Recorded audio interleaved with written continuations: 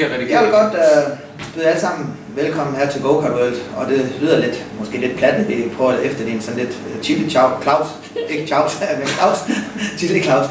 Men det er simpelthen fordi, at det er skide svært for os at vurdere inde på nettet, når man ser den der chili Claus og hans venner, hvad der foregår og hvad der sker i det. Man kan ikke forstå, at det er så stærkt. Men vi har fået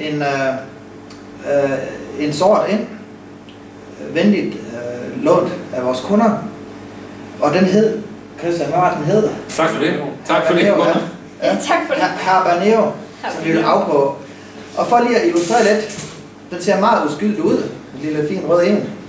Men for at sammenligne lidt, og det er det, der er svært i chili Claus, for at helt præcis sammenligne, men en jalapenos, den har en styrke på, inden for chili-verdens normer, der hedder 50.000 et eller andet.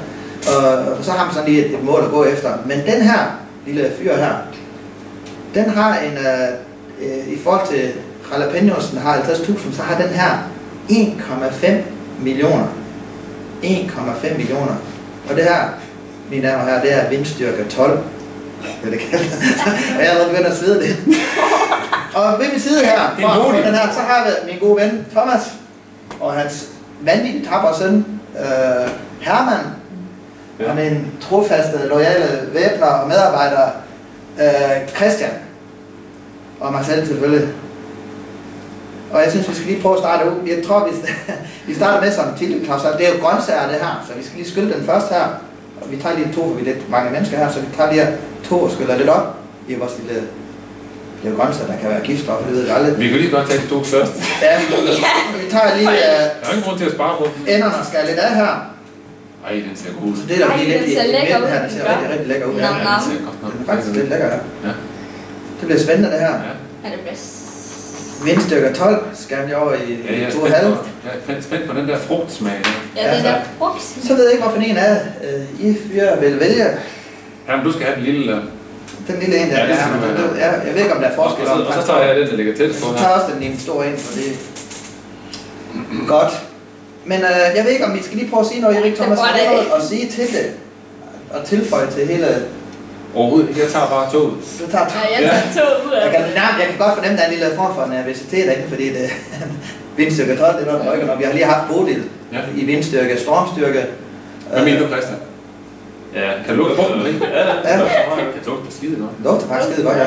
Helt fantastisk. Og hvad siger du? Det lugter dejligt. Ja. Godt. Hvad kriller det i maven nu, Herman? Det kriller lidt i maven. Ja, lidt. Kommer til at krille i tungen lige om øjeblik, tror jeg. Jeg synes, vi skal springe ud i... Ja, hvordan er det så? Man kan også så lige sådan der. Så skåler vi lige i chili. Gør her. Jep, sådan. Ja. Og så skal vi huske også, som chili Claus siger, at man skal tykke rigtig godt, fordi så det ikke kommer ned, for så sker processen ned i maven. Det skal ske op i munden først, inden det kommer ned. Så er noget, man skal skynde sig, hvis man skal nå smagen. Ja, siger skål og heller ikke. Ja, god tur. Ja, god tur. Så på den anden side.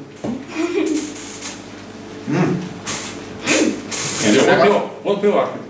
Ja, man kan godt mærke allerede, at der sker noget. Med det samme, så det sviger lidt ind.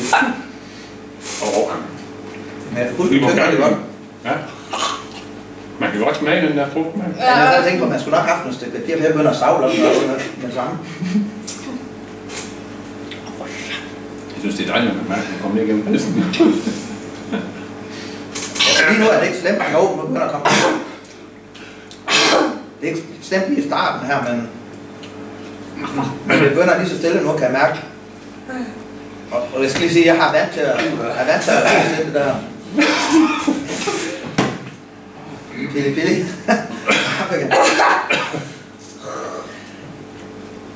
Altså det, der er helt fornemmelse nu, det er, at det brænder helt vildt i munden, og det begynder stille og roligt at gå ned i halsen. Og så begynder jeg at få sved på indersiden af hænderne. Tungen. Ja, tungen især. Tungen er slemt. Det begynder også i halsen. Og så begynder... Hvad siger du her? Kan du sige noget?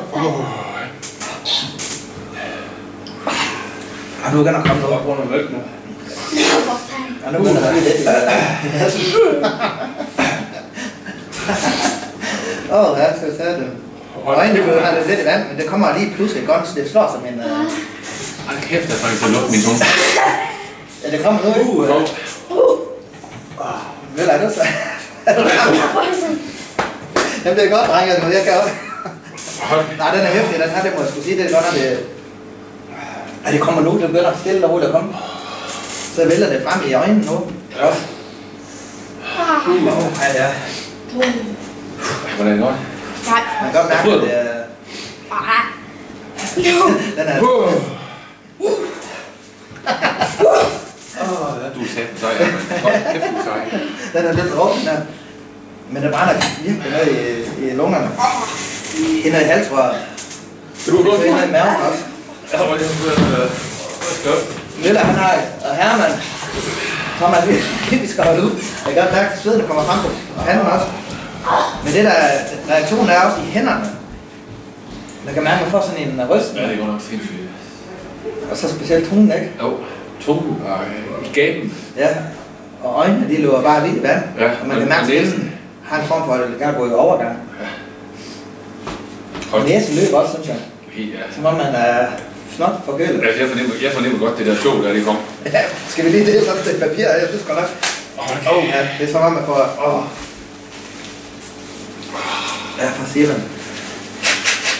Det er godt nok hæftigt. Ja. Men den brænder virkelig. Måske den er hæftig. Nej, jeg må godt sige, det er... Men jeg synes, vi klarer det godt. Ja, det synes jeg. Jeg ved ikke, hvordan jeg klarer det, men... Den er stærk, den her. Kan du huske, hvad den hed? Overhovedet ikke. Lasse, han har gået helt koldt ud i det. Det er... man kan mærke, at man har sådan en fornemmelse, at man ikke har lyst til at trække vejret for dybt. Ja. Ikke også? Jo. Men man skal passe. Man har ikke lyst til at trække vejret gennem munden. Hvis man lukker munden og trækker vejret gennem næsen, så gør det ondt i munden. Så går det også ondt. Fordi det der luft, der kommer igennem munden, det køler alligevel. Ja, men det synes jeg er sådan en fornemmelse om, at det forstærker. Det køler lige i starten, så kommer det sådan en tredobbelt igen bagefter. Man kan bare sørge for at trække vejret. Hårdt ind igennem munden. I sejbrænger. Altså, er det okay? Der er en ting, jeg har lyst til at gå, det er vaniljeis. Ja. Jeg har lyst til det der flødecreme fra kaffecreme. Fra det der med... Men er vi sikre på, at det er ens, de var? Jamen, skal vi prøve at stå næste også? Nej. Det skal jeg heller ikke. Skal vi ikke prøve at se, om jeg tror, vi gemmer de to næste til... Hvis det her klip, det kikser, så tror vi sætter sig en gang med. Ja, en anden dag. Ja, en anden dag, ja. Jamen, skal vi ikke sige tak? Jo, jeg siger... Tak for det. Tak, ja.